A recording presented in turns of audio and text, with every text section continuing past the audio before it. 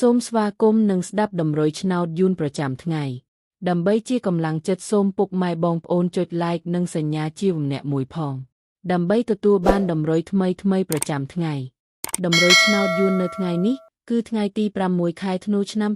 2025ដើម្បីកុំឲ្យខាតពេលយូរសូមស្ដាប់តម្រុយឆ្នោតពី admin មានលេខ57216527សម្រាប់ប៉ុស្តិ៍ABCD សម្រាប់លេខ OSIDE មាន2គ្រាប់គឺ OS ខ្ទង់70និង20សម្រាប់3លេខគឺ admin មាន2គ្រាប់ផងដែរគឺមានលេខ015គុណ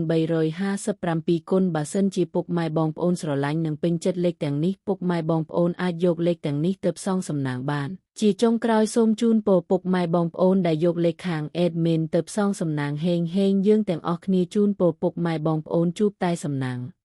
និងសុខភាពល្អសូមជម្រាបលាជួបគ្នានៅថ្ងៃស្អែកបន្តទៀត